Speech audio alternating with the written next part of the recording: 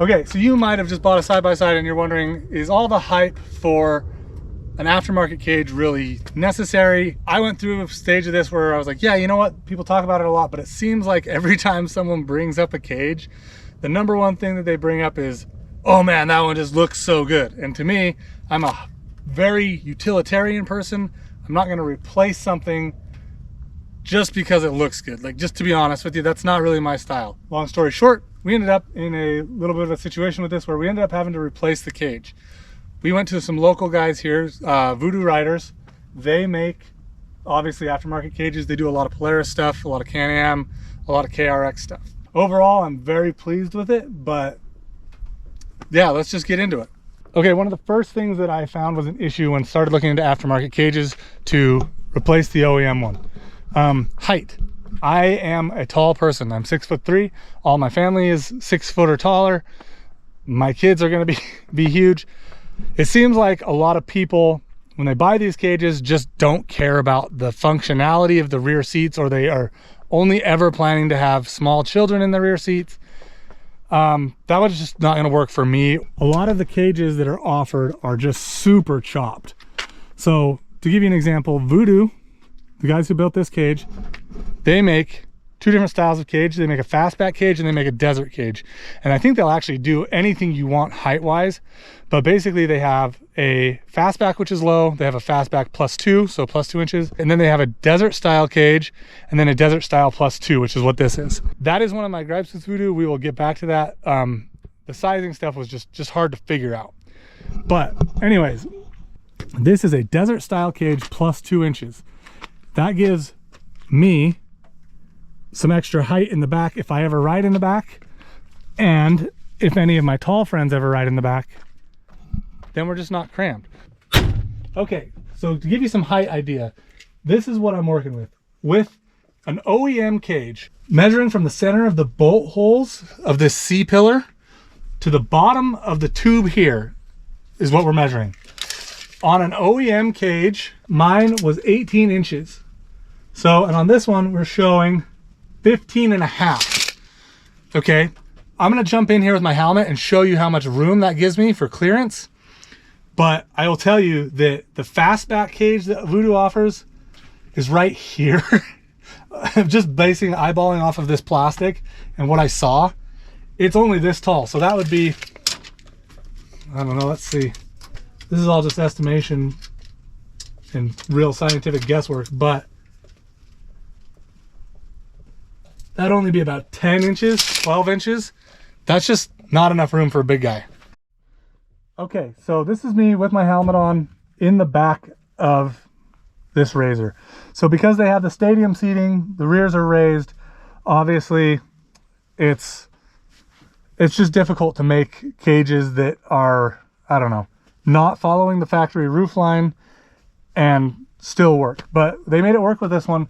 And as you can see, I don't have a ton of clearance, probably only about an inch realistically, but I can sit back here with the helmet on and not have to slouch or scrunch or get down or anything like that. And that to me is very important.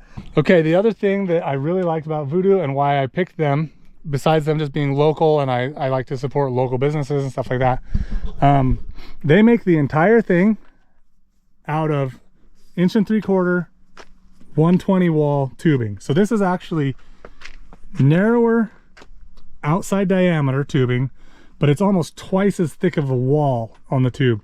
So it's really beefy. The OEM stuff is 2" and 0.9 on the interior, or I'm sorry, on the wall thickness. And that's just not quite beefy enough to hold up to bigger impacts or, you know, the rocks and stuff that we have out here at Sand Hollow. So that's a really big plus, and another thing that I really liked. Another thing that I liked about this desert style cage is that they give you this intrusion bar. It's optional, it's bolt in. You can have it there or you cannot.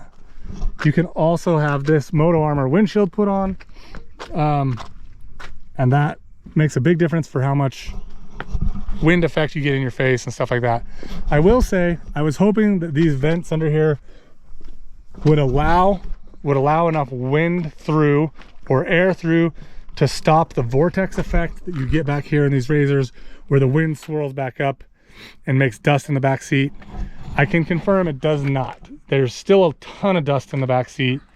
It's very hard to control that. I don't really know what I'm going to do about it. I'm going to try and figure something out. But overall, that's the main features of the cage that I really like. The other things that are like small tidbits that I like are these quarter turns for taking the roof off. They come with 3 built-in tabs for mounting whips. I obviously use all 3. And then you also get this triangulation right here. If you can see this, you don't get triangulation through the center like some cages, but you do have a full length runner bar from the front to the back and across the top here. And you get the triangulation in the back. That combined with the thicker tube, or the thicker wall tube, is a really good, really strong, really sturdy cage. I've seen, not me personally, but I've seen people down here just thrash them in the rocks and they seem to hold up very well. Okay, this triangulation bar, that is actually going to lead me into some of the things that I do not like about this. Okay, and I want to be very clear. I like this cage. I would buy this cage again. Some of the hiccups I had with this cage, let's start back here at this triangulation that we have. When they originally built this, they had a cross member from here that ran straight across the back and tied in on the other side. That was all fine until we got the whole thing put together and we realized we can't actually clip these on the seats back in because the bar was running right through here and stopping the clip from actually engaging, and that was a big bummer. The other thing, like I already mentioned, is when I was calling to get specifications, trying to figure out, am I going to actually fit in this thing, Voodoo didn't seem to really know what the overall height was going to be for their particular builds. I have seen other cage builders that know, like they'll go in and show you like, this is a 3-inch drop from an OEM, or this is a 4-inch drop or whatever, basically giving you a better idea to be able to reference what you want, reference how tall you want it. To be fair, Voodoo did say, if you just bring the car in and sit in it, we can build it however you want, which is fine. But I still feel like you should know what your variations are in height between fastback +2, whatever. I get that we can do it all custom. I get that that's a possibility. But if I don't want it custom, if I want to be able to order something and know what it is, that's a big thing. The other thing is, if you notice back here,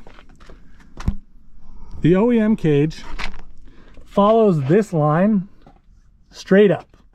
And because it follows that line straight up, it comes through the hole right here, perfectly clear.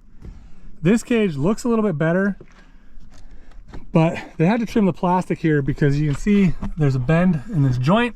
Instead of following this straight up, they take this almost vertical up, and then we have to cut, turn, push that all out. Whatever they had to do to make that work, that's great.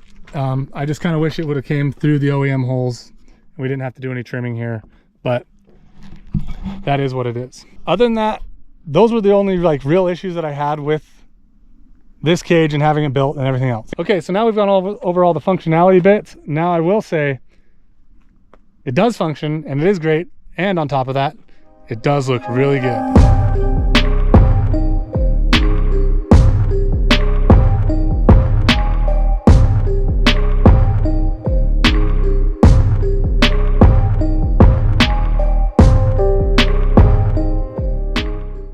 All right, tell me what you think. Do you think that there's a better cage builder I should have gone with? I don't think so. I'm really happy with these guys. But yeah, let me know in the comments. And if you are wondering, if you're sitting there wondering, should I get a cage? Should I not get a cage? Should I stick with the OEM cage? You shouldn't. You should buy an aftermarket cage, and whether you do it from Voodoo or someone else, get that cage, get your family protected. I would recommend Voodoo. Even with all the hiccups that we had, they were great to work with. We got it knocked out of the park. Really reasonably priced as far as cages go with the windshield and everything. And they're local, and I'd like to support them. So anyways, do not forget to subscribe. Check out all of our other videos. We will be going back out to Sand Hollow, doing some more technical stuff showing you how to go through some of the rock sections out there, tackle some of the obstacles, but it's rainy and wet. I don't want to go do that right now. We'll catch you next time.